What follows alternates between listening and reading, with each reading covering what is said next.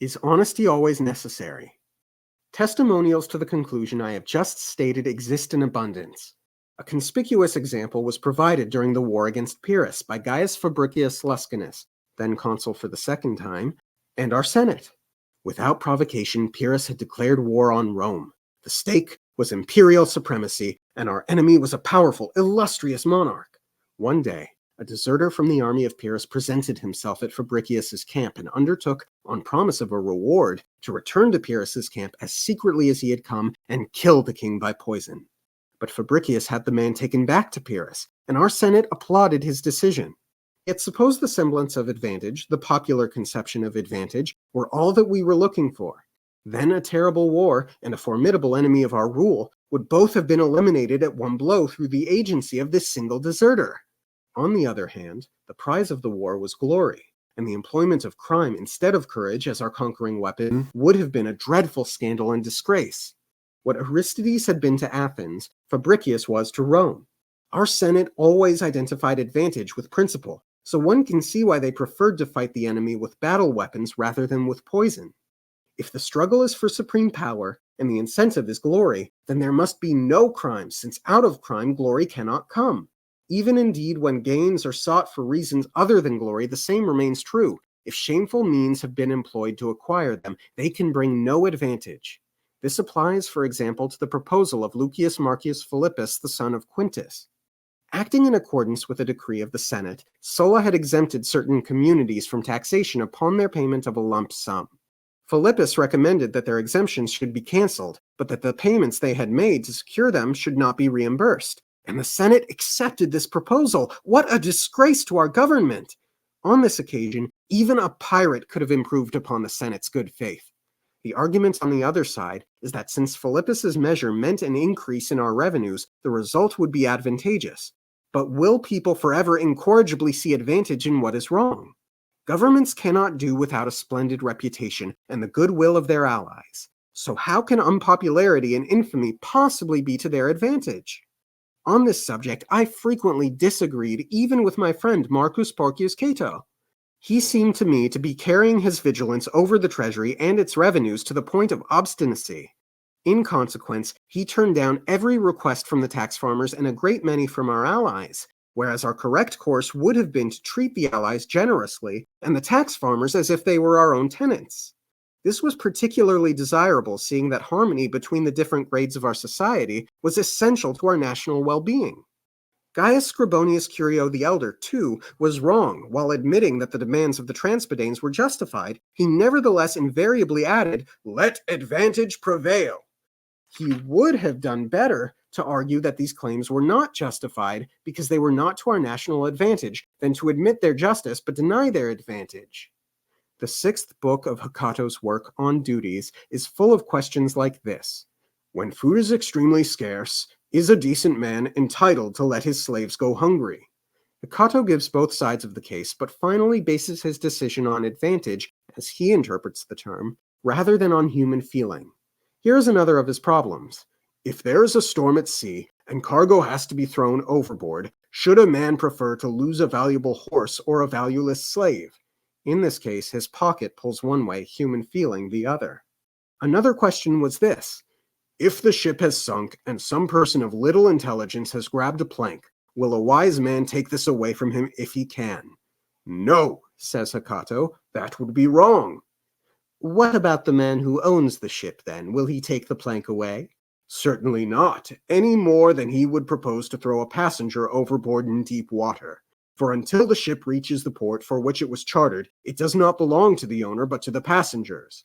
Well then, if there were only one plank and two shipwrecked people, both men of true wisdom, should each of them try to seize this single plank for himself, or should one give way to the other? One should give way. The plank should be left with the man whose life is more valuable to himself or his country. But what if both lives are equally valuable in both respects?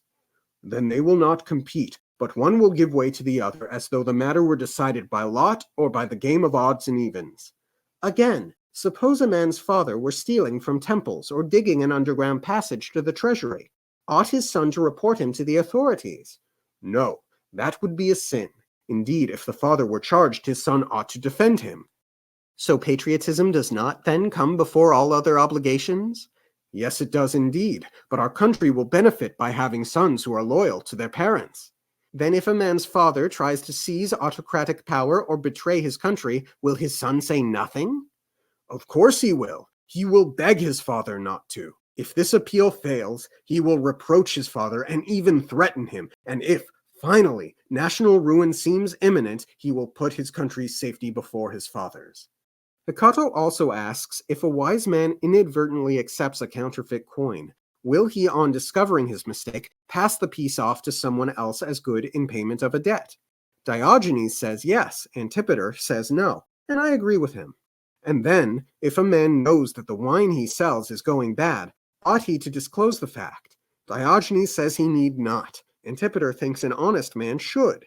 The Stoics discuss problems of this kind like disputed points of law. Again, when you are selling a slave, ought his defects to be declared, not only those which there is a legal obligation to declare, otherwise the transaction is liable to be cancelled, but also the fact that he is a liar, or a gambler, or a thief, or inebriate?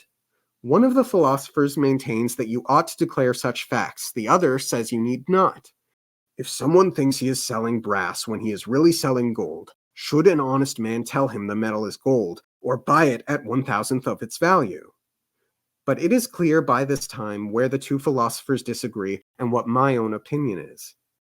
However, assuming that an agreement or promise has not been obtained by force or by criminal fraud, as the praetors put the matter, does this undertaking always have to be kept?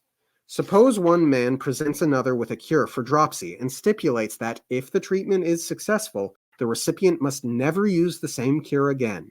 The patient duly recovers. Some years later, however, there is a recurrence of the complaint, but this time the man who previously agreed to help him refuses to let him have the remedy again.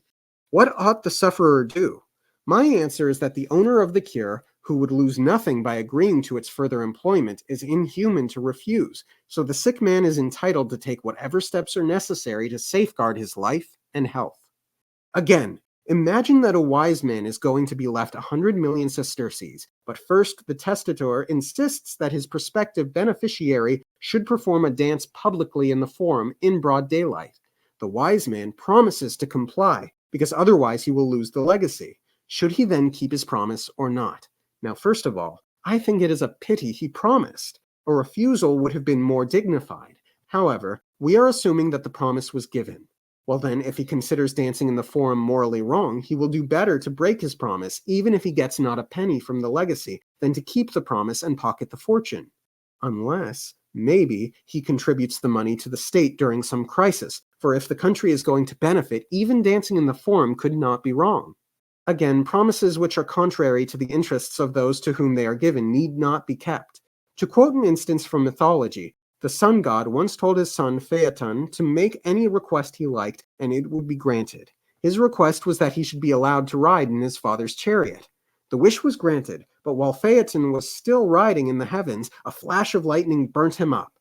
In this case, how much better it would have been for his father to break his promise.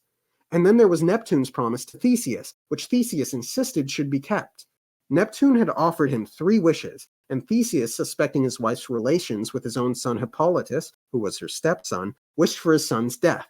The wish was granted, and Theseus was overwhelmed with grief.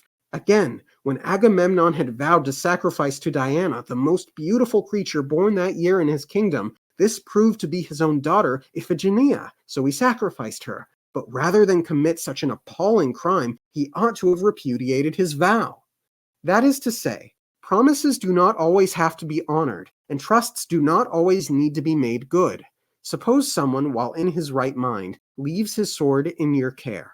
Then he becomes insane and demands the sword back. But compliance now would be criminal and you must refuse. Or suppose that a man who has entrusted you with a sum of money intends to take treasonable action against your country. Should you return him his money? In my opinion, you should not, for this would be against the interests of your country, which ought to be dearer to you than anything else in the world. In special circumstances, then, a number of things which look natural and right may turn out not to be right after all. If the original advantage which prompted an undertaking or agreement or trust no longer exists, then its fulfillment may cease to be right and become wrong. And now I feel I have said enough about courses of action which look intelligent and consequently advantageous, yet are the reverse of right.